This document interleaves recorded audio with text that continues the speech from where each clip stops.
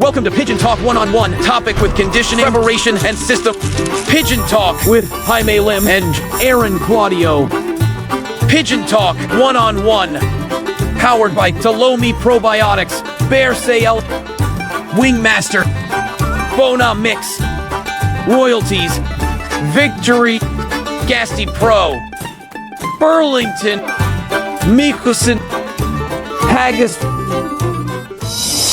So magandang araw mga kalapatids, magandang araw mga ka-advance Havis. So welcome sa Pigeon Talk 101 with Boss Jaime Lee. So today po ang ating special guest po, isa sa mga legendary passers po ng Philippine Home and Pigeon Club Association at isa sa mga tinitingala sa larangan ng pag-iibot ay wala pong iba kundi si Boss Rezo. Ang kinikilala, Yan. King of the North and King of the South. Mga ka-hobbyist sa mundo ng pigeon racing. Ngayong araw ay kasama natin ang isa sa mga kinikilalang haligi ng tagumpay sa Philippine Homing Association. Isa siyang top pigeon fancier champion sa PHA na may mahabang listahan ng panalo at napatunayang husay sa pagpapalipad at paghubog ng mga kampiyon na kalapati.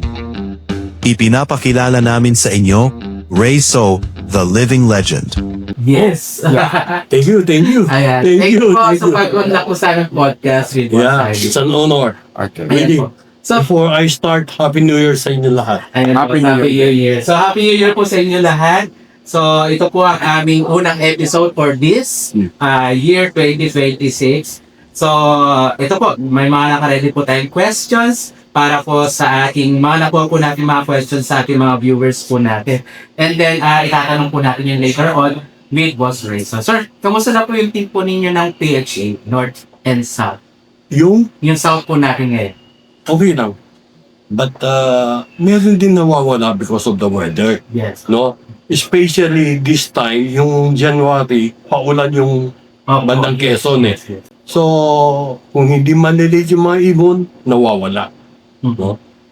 Meron din kasi. Kung sa akin mawawala din sa kanila. Pare-pare lang kami. Yes. Dami rin naman. Tama nga. Oo. Kasi boss, ngayon nag-start po ng January 1 hanggang sobrang maulan ng around Quezon, sobrang ulan. Yun nga eh. Kaya po pag nagka-train, nasa-train pa po ba kayo, sir? Or ano? Hindi ako makapag-self-train kasi maulan. Yes. Sayang lang ang biyahe. Biro mo, manggagaling ako ng Angeles, going to Manila, and then pick up the birds, going to Quezon, pabalik pa sa Angeles. Kayo po ba mismo yung Hindi, may driver ako. Ba't babalik sa Angeles? Kasi yung driver ko, hindi na natutulog sa Quezon City. Nasa Angeles siya eh. Okay. So, matindi. Okay. Pricey. Okay, sir. So, ito yung unang questions natin. So, pagka namimili tayo ng European lines, anong physical needs yung tinitignan ninyo para masiguro na kaya nila tumagal sa init at humidity ng karera dito sa atin? Kasi since yung mga ibon natin na ina-acquire from Europe, iba yung weather doon. Ano Okay, yung first, well-bred sila. Coming from an Olympian bird or an ace bird. Both father and mother. No? Then, pagdating dito, unang-unang titingnan ko yung size ng ibon. Pag malaki, definitely they are good for the soup. Gusto ko maliit o medium size and then i-cross ko sa ibon ko. No? Ngayon, pag nagte-training na, pag makikita mo naman pag umuwi. Pag malambot, hindi kaya, hindi tatagal sa akin. No? Okay. No? Maselan ako sa ibon. Honestly, masyado ako maselan sa ibon. Hindi basta ibon pwede sa akin. Hindi basta imported bird pwede sa akin. No? Definitely. Kailangan binili mo siya. Mag-improve dapat. Hindi pampaganda na. So, ano po yung tinitigan yung criteria sa ibon? So, physical pa po muna o bago pedigree or pedigree bago physical? Both sabay. So, Dapat well-bred siya. Tapos yung nanay, tatay, coming from an ace or Olympiad bird. Pero pag import mo, hindi mo malalaman ang confirmation. Yeah. No. Most of the time, every year nasa Europe ako eh. No? So Because doon of sa baboy. Okay. No? Okay. Maghahanap ako ng baboy on my side trip, especially Belgium, Poland, and Germany. may tutulong sa akin eh. Okay. So, yun ang malaking advantage. So you mean ko. you physically pick? Oo. So siya na Yung gusto ko. Namimili. Oo. Okay. And then sometimes kukuha ko sa pipa, herbot, o kay EPA. No? Marami silang, lalo na kay pipa, very strict sila. Yes, yes. No? But you need to pay. Yes. Really. Di ba? Talaga may pera. Oo. Okay. So, ito po, ang second questions po natin. Kapag i-introduce kayo ng bagong bloodline, ano yung usually na hinahanap niyo para masabing worth keeping siya? And then, gaano karaming chances, season or generation ang binibigay ninyo bago gumawa ng final decision at ano ang mga non-negotiable factors na mapupush sa inyo para hindi gamitin yung bloodline na inyo? First, gusto ko mabilis, consistent, no? Pag wala yun, hindi ko siya kukunin. Even though na masasabi natin, mainit dito, mahirap dito, Yes. kailangan makadeliver sila. Okay. No? Susunod, i-cross ko sa ibon ko eh. No? Either babae o lalaki, gagamit ako ng isang local eh. I-cross ko. Dapat, Pero suppose nag-prepare po kayo ng both parents is important. Or madalang akong gaganon. Pagka maiipit na lang ako. Mm-mm. No? But most of the time, one is imported, one is local. Okay. Kaya kailangan makapag-deliver na siya eh. No? With regards po sa breeding po ninyo, kino-consider niyo po ba yung pag-prepare po ng eyesight? No. Okay. No. Hindi ako mahilig sa eyesight at hindi ako naniniwala sa eyesight. Kasi mas siguro titignan ko yung pakpak ng ibon. Okay. No? Ang ibon lumilipad, hindi mata tinitingnan eh. Okay. So yung confirmation ng feathers po. Oo. So ano po yung mga gusto niyo? Mahaba po yung feathers, yung mga bilugan? O mapalapad Hindi. o what?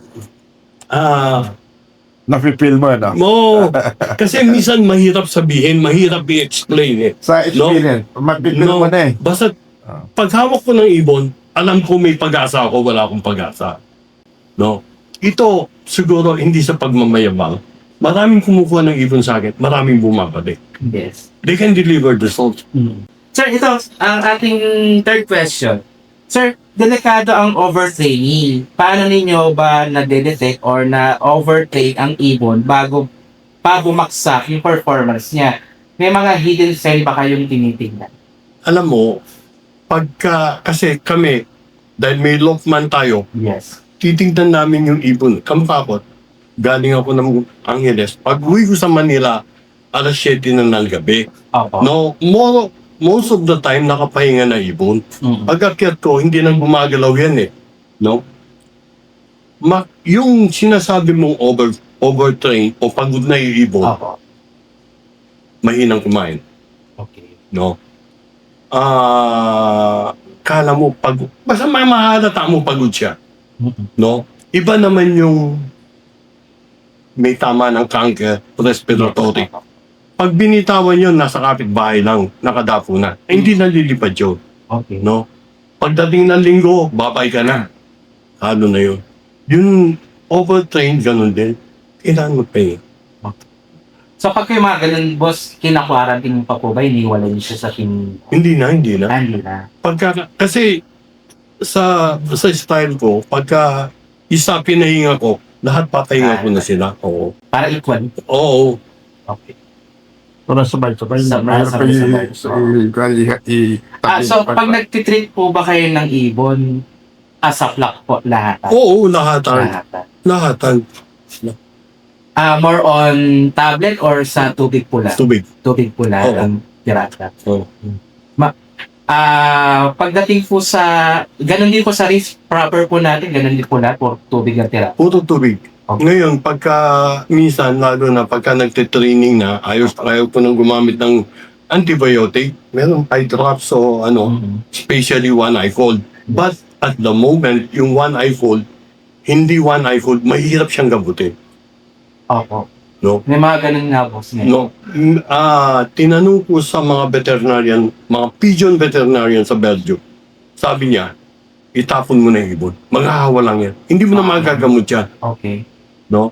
And then, last year, na-encounter ko dito. No? Nagta-training ng North, tapos meron na. Tapos ginagamot ko, hindi ko siya makuha. Pag kayo mga ganun po, kasama pa rin siya sa training? Hindi, alisin ko na. Ay, naalis Oo, po. baka magkagat. So, kinakal niya po? Or... Hindi, iuwi ko na ang angin. Ay, inuwi niya po. Yes, okay. Okay, so next question po natin. Pag alam ninyong magiging hard weather o bakbaka ng lipad sa release day, ano agad ang binabago ninyo sa feeding at motivation? May mga special adjustment ba po ba kayong ginagawa? Okay. First, paano mong i-adjust yung pagkain? Kung kinakain niya 10 grams a day, yun din ang kakainin niya. Opo. No? Bibigyan mo siya ng masarap, dagdagin mo para may baon siya. Hindi mo magagawa, hindi naman siya kakain eh. Opo. Di ba? Yes. Ngayon, hindi ka mukha sa Europe. Ang laban nila, let's say, 500 kilometer.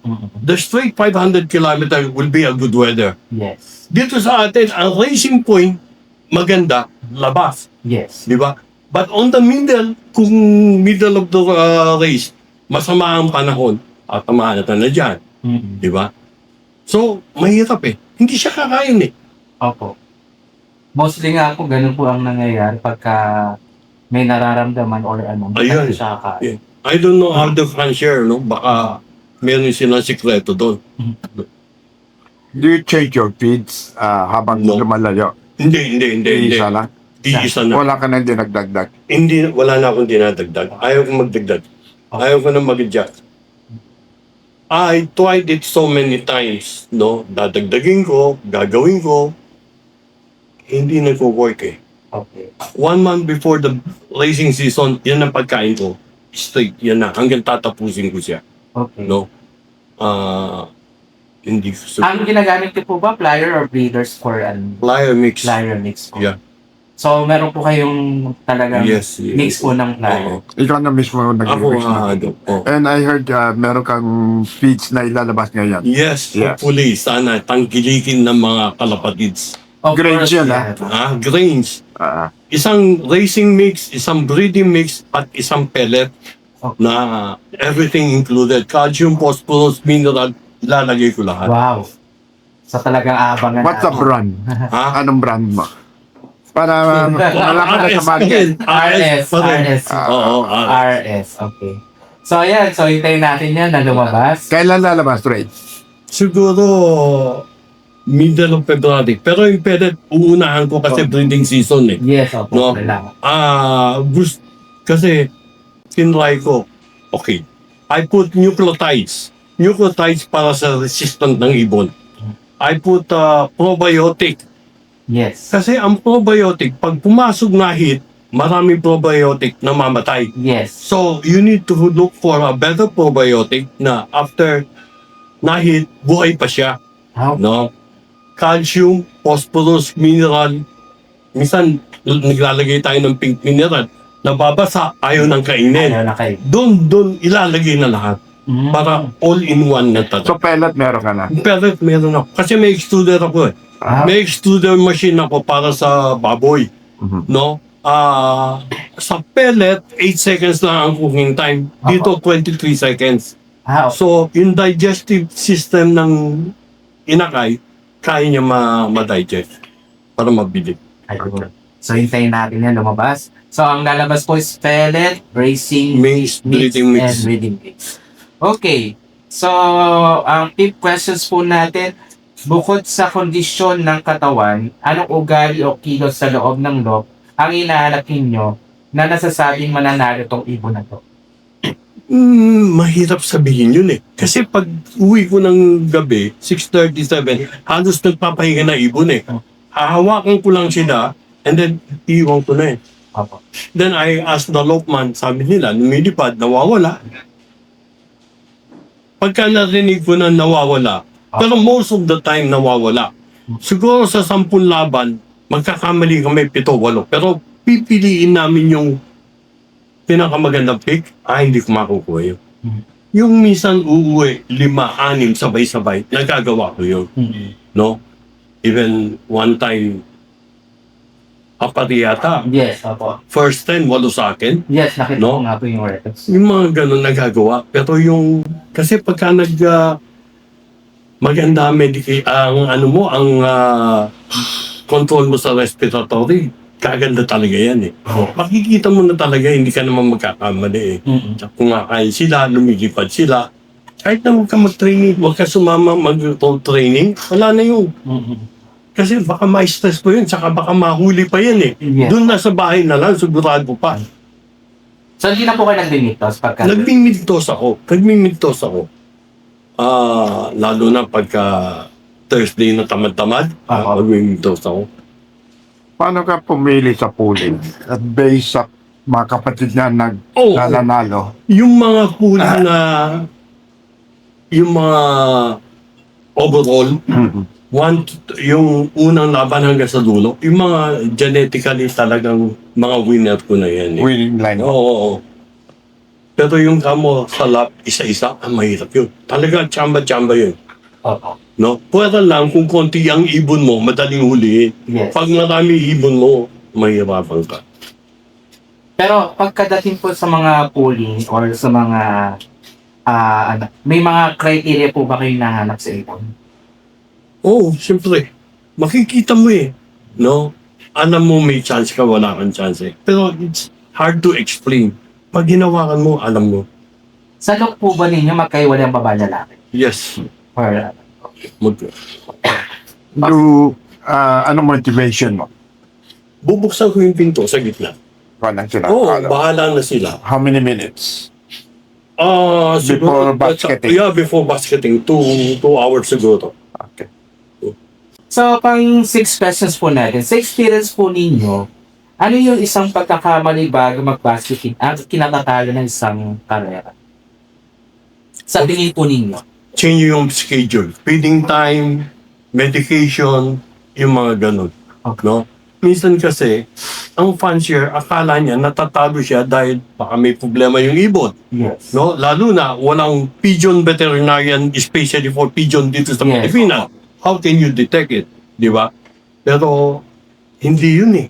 Ako, sa tingin ko, hindi yun ang problema eh. Kasi pag umabot na tayo ng racing season, totoo, pagdating sa truck, halo-halo na sila. May sakit, walang sakit, no? Hindi pa ako umabot ng ganun talaga kabigat ang problema.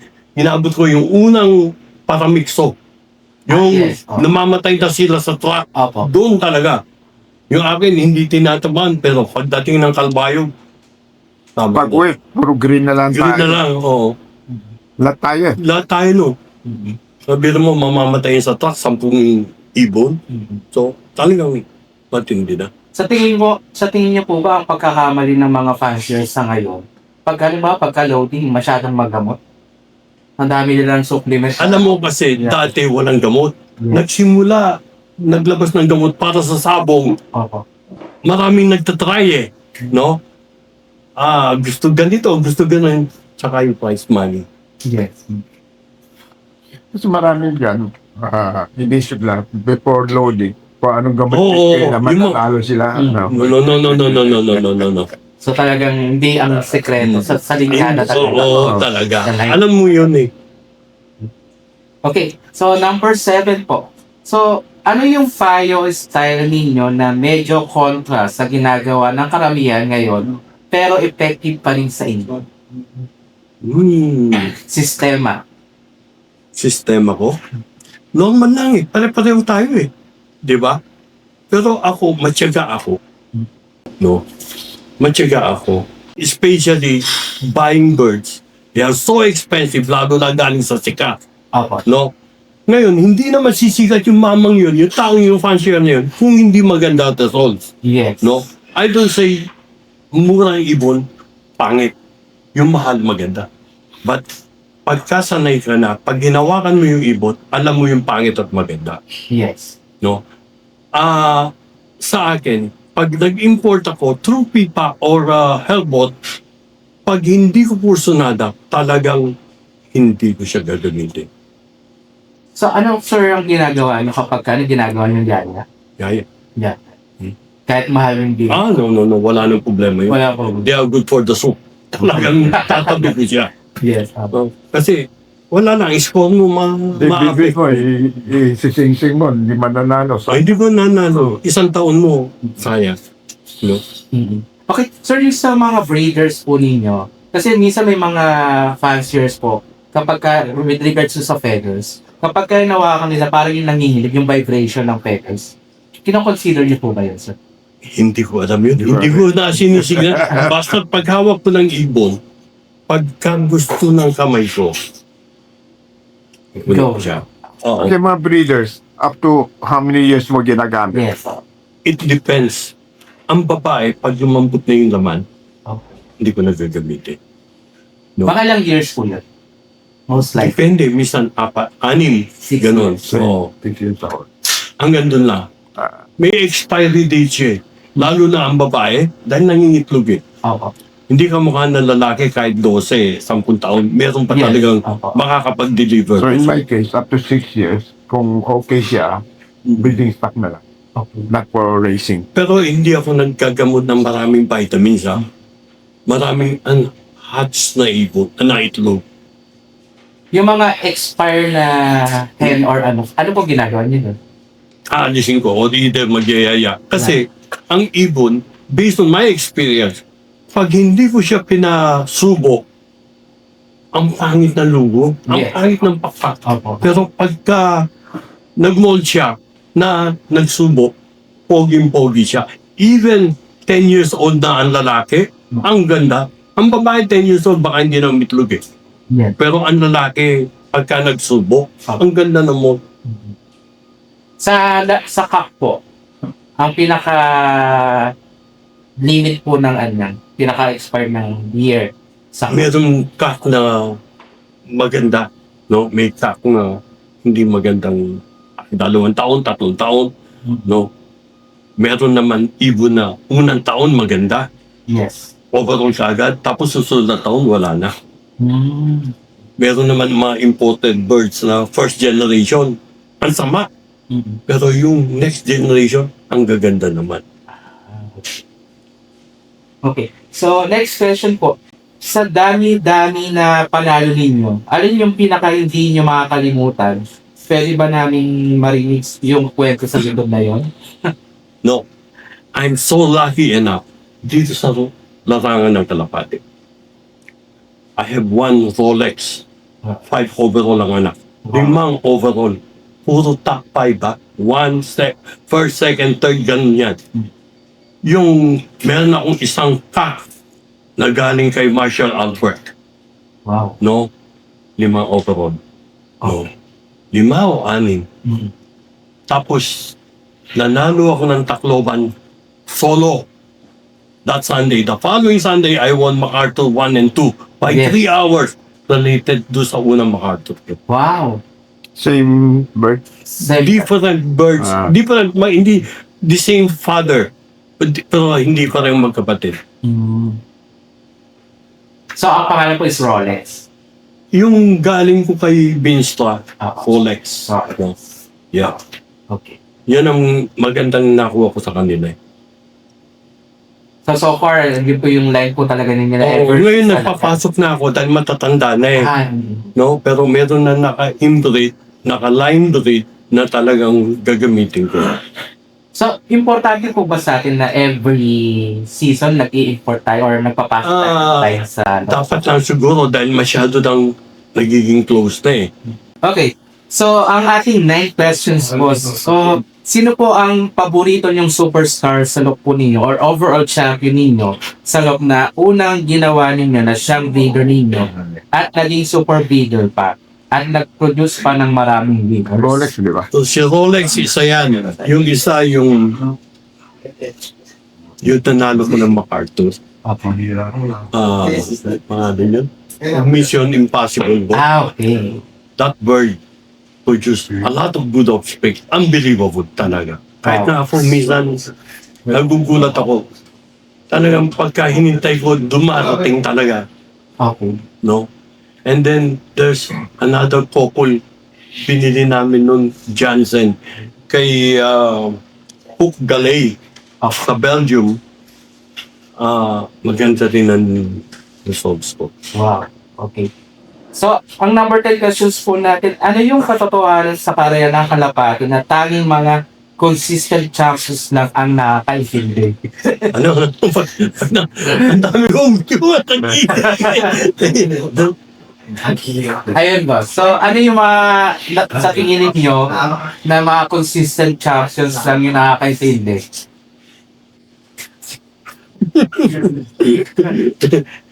Boss Jimmy ka na. Ayun po. Kayo Boss, muna. Ano yung mga katotohanan sa karera ng kalapate na tanging mga consistent champions lang ang nakakaintindi? Siguro mga baselines po natin, no? Mga winners. And then, follow by Alam mo. love system. alam mo, meron ka. Ako meron ako hinahanap sa ibon.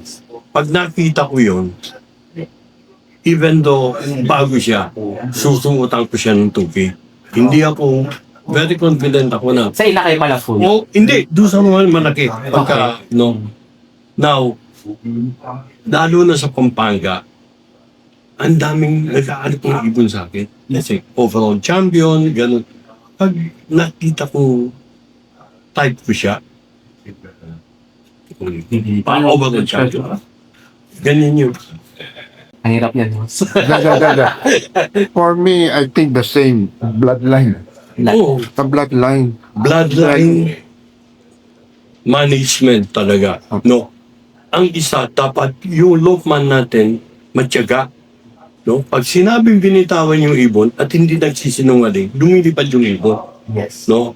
Ngayon, pag uwi ko sa gabi, makita ko, pag hinawakan ko yung ibon, talagang Boss, so regarding naman po sa mga young bird series po natin.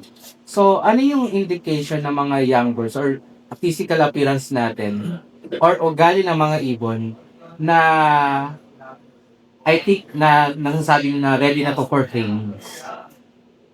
hindi, at that age, at that month, 7 July, they are already ready eh. No? Vaccination, medication, lahat ng bigay na sa kanila eh. Talagang matured na sila eh. Okay. Actually, iba, early maturing, nag-breed na eh. Yes, okay. Nag-i-start ng When do you start breeding your Northbird? North December, third week of December, start ako.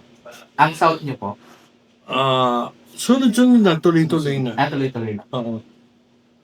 Okay, so ang ating last questions, kung makakausap ninyo yung sarili ninyo nung nagsisimula pa lang kayo, ano yung isang bagay na sasabihin yung itigil niyo na kaagad? Alam mo, lahat tayo, pare-pareho, sana wag ma-discourage. Yes. Di ba? Akala natin, pumasok tayo, lalaban tayo ng kalapate, ganun kadali. Yes. Ito yun. Pag nandyan ka na, malalaman mo, hindi yung kamukha ng manok, iisa kalaban mo. Dito marami kalaban mo. Yes. No? Ngayon, hindi lang yun. Pang ilan papel ka sa results. Di ba? Gusto mo, lagi nandun sa taas. But wala kang oras. Hindi, yung Lokman mo, hindi kayo. Mahirap gawin yun. No? Ngayon, luckily, hindi kami na-discourage. Kamukha ko, hindi ako na-discourage. Because I started in 1977 joining PHA. Ni basket, wala ako katong ginagamit ko. Okay. Pangatlong laban, wala na ako. Ang laban nun, Villasis, Rosario, ang unang dalawang laban. 9 o'clock ang ibon, 8 o 8:30. Ang akin, alas 10. Pangatlong laban, ubus na. Luckily, hindi ako na-discourage. But, ito ang swerte ko. Ang baboy namin, kasi magbababoy ako, lahat ng imported ko, galing Belgium, Holland. So, marami akong contact na tumutulong sa akin. Para makahanap ng material. Oh, since 1982, siguro sa buhay ko, I have been to Belgium 80 times in my life. Marami na. Alam na madaling maghanap ng ibon. Okay. Bali boss, ano yung sa tingin ninyo na kapag halimbawa yung mga races natin, ano yung sa tingin ninyo na nasasabi nyo sa sarili nyo na kailangan ko na mag-import or kailangan ko na magpasok ng bagong linyata sa Lokna? Alam, Ano yung mga kakulangan dun sa ano natin? This way, I think every 5 years dito sa PHA o Sandman, You have to achieve that. Hindi ka pa kontento. You want Oh, to yun, improve. totoo yun, totoo yun. You want to totoo yun. improve eh. Yeah. So, hanggang dito lang ka na. Baka improve ko to. Yeah. Pag import ko dito, it would be better. Space. That's why I keep on Especially importing. ako din ganyan. Mentality ko. It's hard to stay on top. Yes. But I need to bring birds to stay on top. No? For the last 10, 15 years, I was really nasa taas ako. Napakaswerte ko. So, Pagdating sa you keep on buying din pa rin na. Yes. Kumakati kamay eh. Saka masarap din pumili. Alam mo, ito, at alam din ni Boss Jimmy, yung trophy naka-display dito, ilang taon na yun. Lagi, nung nakuha ko, sino kaya may Alam mo yung trophy na yan? Sa kabila pa yun, ha? Doon ba tayo? Sa old clubhouse pa namin. I donated the trophy. Walang makakuha. Nakakuha ng tirin. Oh, the only trophy na, Tagal na yan. oh, 15 years or so. really, naka-twice Silver yun. MacArthur ako. Ah. And then, on my second MacArthur, 3 hours ang lamang ko. Siguro, napakaswerte. Hindi na swerte yun. Alam mo, minsan, no, hindi sa nag-aano ako, no. Nung in-invite nila akong lumipad sa Taiwan, nakikita ko, titignan ko muna yung mga kalaban ko kung anong itsura. Nung nahawakan ko, parehas din sa Pilipinas. May marunong, meron hindi. No? Hindi lahat marunong. Minsan kasi nasasabi natin, dahil ang betting sa Taiwan, napakalaki. Akala natin, napakagaling nila. But ang point pumapasok sa ulo ko, they cannot speak English. How can they deliver? Paano silang gagaling? At ang mga magagaling nasa Europe, Yes. no? Yung mga pigeon peddler na broker na talagang kumikita doon, sasabihin nila, ganyan, ganyan. No? Nung nakita ko yung ibon, sabi ko doon sa nag-aaral sa akin, palitan mo itong trainer. Hindi marunong. No? Bakit? Yung katawan ng ibon, hindi nabibigay. Di ba? Tapos, sabi niya sa akin, totoo ba? Ay, hindi ka man nanalo dyan. Hinuli yung, sa loob na isang linggo, nahuli niya yung trainer. Kasi sa Taiwan, pwede kang maghiram ng pulungan, Apo. kasama si trainer, silang bahala sa pagkain, 4%. Yes. No? Nakita ko, sabi ko, hindi pwede. Ilang araw lang nag-report na sa akin, nagmamadyo. Pagdating ng 10 o'clock, pakakawalan yung ibon. Hanggang 3-4 o'clock, time for kain na sila, alam na nilang uuwi na sila, kakain na. Ako, hindi ka man nanalo. Tamad yung ano. Tamad yung Lokman. Kasi I heard, yeah, I remember yung nanalo sa Taiwan. Pero hindi ka na sumali ulit. namatay yung partner. Ah, Namatay. Ah. Tapos binigyan ako ng bagong partner, hindi na ako sumali. Kasi baka may sahan ako. Ay, wag na. Dito na lang. Eh dito lang, hirap na manalo. Doon, baka nakachamba ako na. Nanalo ko doon. Eh, sir, before we end po ang ating podcast, meron po ba kayong gustong pasalamatan? I-shout out? Yeah. Thank you very much for inviting me. it's, No, especially it's a pleasure talaga to have you here. no, It's an honor. for the young fancier or beginner. Don't be slave to our pigeon. Tayo ang boss. Kung ano gusto natin, tayo masusunod. Yes. Pagka pinagbigyan natin yan, hindi ka mananalo.